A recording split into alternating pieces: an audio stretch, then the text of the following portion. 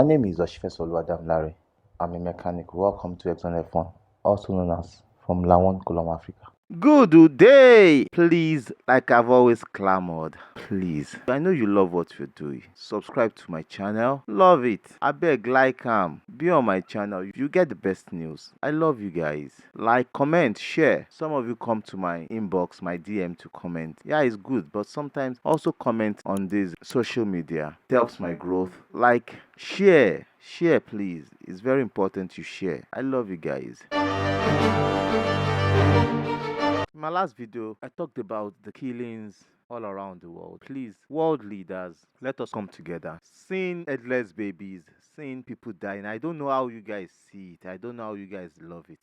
But it's painful. Please let us come together and stop this war. The genocide, yes, Hamas are done wrong. Palestinians, I don't know how they and Hamas are related, but Israel, US, the whole world, please let us stop this bloodshed. God will help us. Now, my own boy, Philip Janos, please don't forget him. Don't forget this wonderful boy. Let us see how we can help him. There are lots of racistness in which I want him to compete. If I have that finance, I would have now support the family. But please, Nigerians in diaspora, the world all over, let us see how we can come in, sponsor this young man, and make his dream come true and make his family happy. God will help us. God help us. I love you all. Yeah. So, after the thrilling event of the US Grand Prix that ended on a bad note for the Mercedes and for the Ferrari team that are squabbling for points to get better positions ahead of those behind them, the Mercedes trying to look better for Lewis Hamilton against Perez and also against the Ferrari, while the Ferrari trying to look better against George Russell and Lando Norris to Leclerc and also against the McLaren. Now still rigmaroling because FIA will not mark their own script, but they can keep marking other people's script. Yeah, I keep saying it because it sounds stupid and it sounds irresponsible because you are an authority. Nobody can mark your script. Nobody can say, oh, this is where you got it wrong. But you know how to mark other people's script. Yeah, because there are rules. But when you break the rules, nobody corrects you. Whenever I make mistakes, there are mistakes FIA had made this year, even last year. Nobody corrects them. It is human error. But when the teams make mistake, it is easy to bring out the cane and beat them. Congratulations, FIA. Congratulations, F1. But, well, for me, we are moving to Mexico. Now, ahead of Mexico, what are we going to be talking about? We're talking about the past races. I'll pick like 2-3 past races, maybe 2022, 21, 19, 18, 17, thereabouts. We talk about the track layout. We talk about constructors that have won most. We talk about the upgrades, teams that have upgrades and how they work. We'll talk about possibility of who will win the race. yeah, those are the things we talk about. But first, let's talk about the past races on that track. So fast forward, in 2022, Max Verstappen, as always, since 2022, with the car they have, got the pole position. With the Mercedes, given it a hard fight. But unfortunately, they came second and third, Russell and Hamilton. But, you know, it was tight. That was when I started thinking Mercedes will come up with a better car in 2023. Ferrari too will come up with a better car because Ferrari were so shambolic in that race. McLaren, yeah, they geared up. That was when we were seeing the resurgence of Daniel Ricciardo. But no, at the point Daniel Ricciardo just went, ooh, bam, he came back. That was tough. That was tough.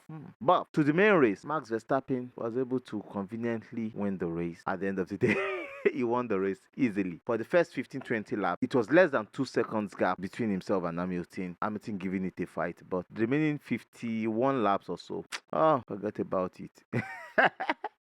He got 20 seconds out of Hamilton. Yeah, that's how fast that Red Bull was then. Damn.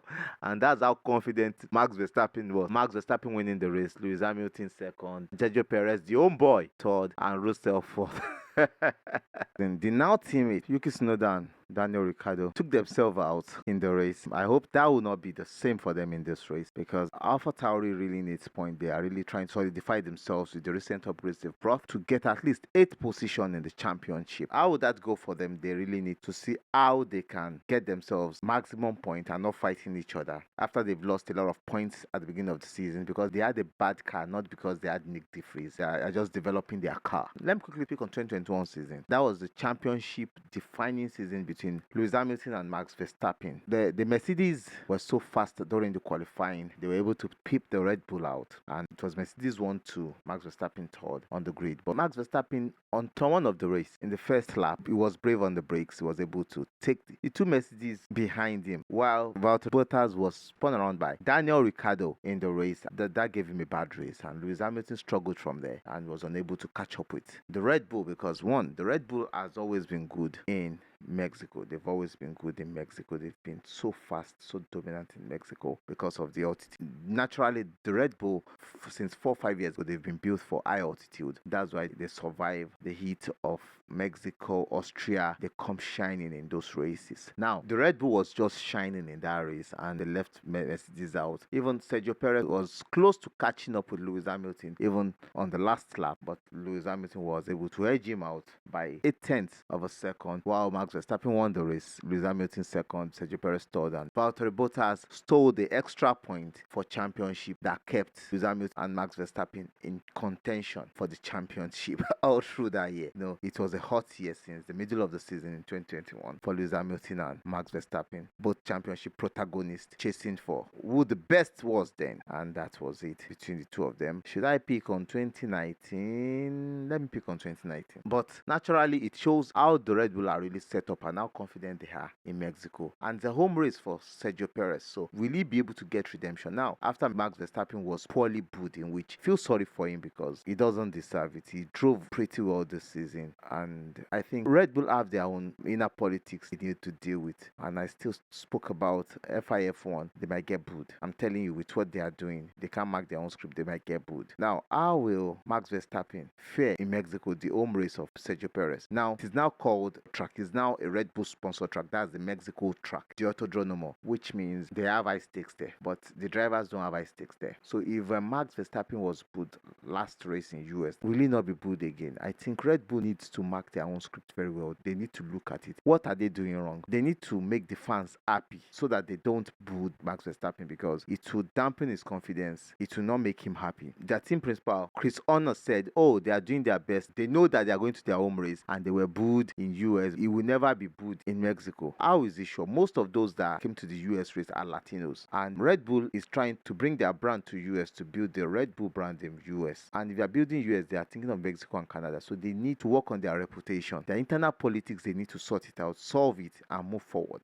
because they really need it. And Chris Horner needs to get out of these pinky-panky shady things he's doing. He needs to come out and deal with what he needs to deal with. They need to deal with how to make that team move forward and profitable, and also make that team intentional. And they also need to help Sergio Perez after all this bringing out, they've brought him down. So let me quickly touch on 2019. 2019, the Ferrari started on pole, and two Ferraris, Charles Leclerc, Sebastian Vettel, then Lewis Hamilton and Max Verstappen. That was one of the worst races for Max Verstappen because he ended the race sixth. He himself and Hamilton had a first lap quamble, a first lap battle that took him back and that almost ended the race for him in lap 1. His race was almost destroyed in lap 1 because of his tussle with Hamilton. The Ferrari, on the other hand, I keep looking at how wonderful the Ferrari is with them destroying their own races. I've been telling you about Ferrari, how they make their own races worse for themselves. Lack of communication or lack of structure or strategy, they just destroyed their own race. They could have won that race easily, 1-2, ended that race 1-2 in 2019, but they ended their race sadly and gave it to Lewis Hamilton like, or take Lewis, you have won.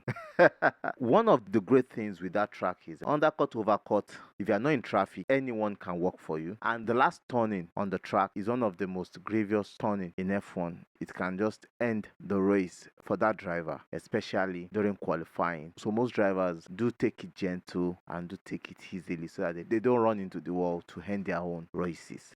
Now teams bringing upgrades. These have brought their upgrades now. Should we say the way they set up Hamilton's car have made them faster or make them look faster? Is it that way? But no.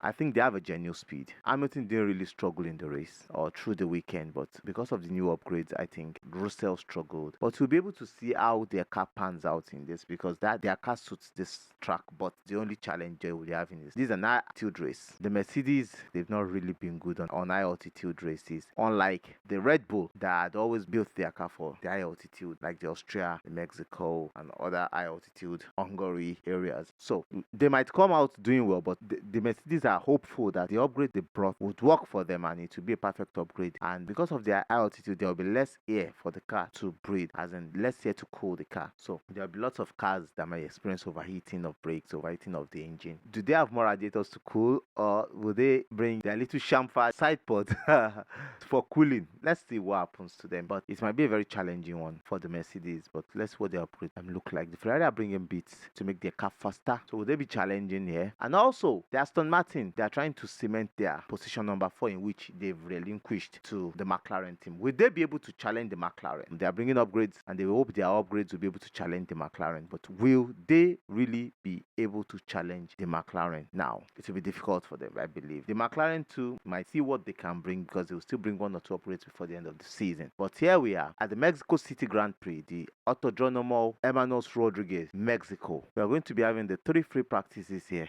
I think all the teams will be able to set up their car better this time, because I don't know why there will be sprint race without time to set up cars and a lot of mistakes, because these manufacturers don't make mistake when they have 3 free practices and give them 60 minutes to set up a car, especially for new upgrades. I think FIA needs to do better. I've said it before and I'll say it again. They need to do better. They're not doing better. They have a lot of work to do. But that being said, there will be 3 free practices to set up the car. So anybody that now makes mistake is on them. The qualifying on Saturday and the main race. But what does the track look like? The Autódromo Hermanos Rodríguez. That's a 4.304 kilometers track. That's a 2.674 miles in Mexico City, in the heart of Mexico. It was named after 2 racing drivers. That's Ricardo, that lived from 1942 to 1962, and also Pedro Rodríguez from 1940 to 1971. The circuit got its short name when Ricardo Rodríguez died in the free practice for the non-championship in 1962 Mexican Grand Prix, and his brother Pedro was also killed behind the wheels 9 years later. And the track was since 1962, I think. That was the last time the Autódromo Hermanos Rodríguez track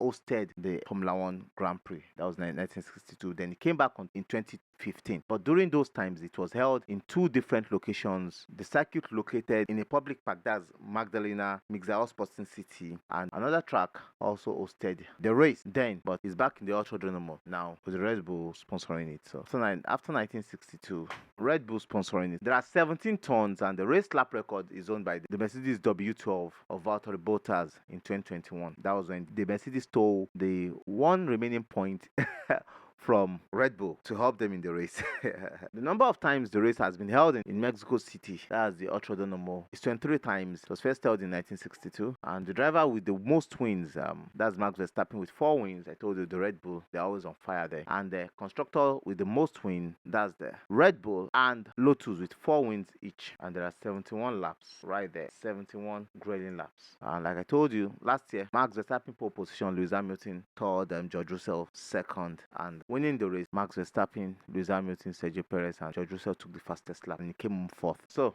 tickets are selling fast. For the 3-day tickets, depends on where you want to see it. You have tickets as low as $378 to as high as $4,410. That ticket will give you a grandstand view. It also gives you like some royalty benefit. You have the VIP pass, the VIP lounge. The $4,410 ticket gives you free food, VIP lounge. A lot of benefits comes with it in the paddock. You can see the drivers, you can talk to the teams, you can do a lot of things with that ticket. It's on restricted view, and ticket it comes with meal packages.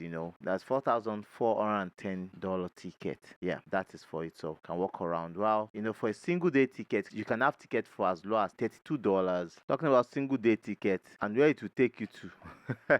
This is F1. This is quality. So single day ticket for one person to like over $1,000. So it depends on your ticket. Your ticket will give you what you see. The more expensive your ticket, the more the things you can see, but you can get your ticket for over $1,000, like I said. So now, who wins the race? With the Mercedes upgrade and how close they were to the Red Bull and the McLaren, I think it will be a big battle if the Mercedes can set their car up very well for the race and they can battle the Red Bull. They might have a chance in this race. The remaining 4 races, I don't see Red Bull winning the 4 races. I see Mercedes winning probably 2 of the races and McLaren maybe 1. But will it be this race in Mexico? Will it be the next race in Brazil like the one last year? Watch out for the FP1 and FP2 video. I love you as always. Please subscribe, like, comment. I love you guys. Thank you so much for supporting me. I love you. Bye. Chee. Gibor gives you power. Gibor gives you control. Gibor gives you benefits. Are you an individual or business that uses fuel or gas? Use Gibor to find the best prices across all retail outlets in your city. For users and businesses that buy volumes, Gibor gives you access to credit. Gibor also gives you the ability to track your costs and monitor expenses per car or fleet. Need to improve your costs, enjoy incentives, or track expense? Gibor is the answer.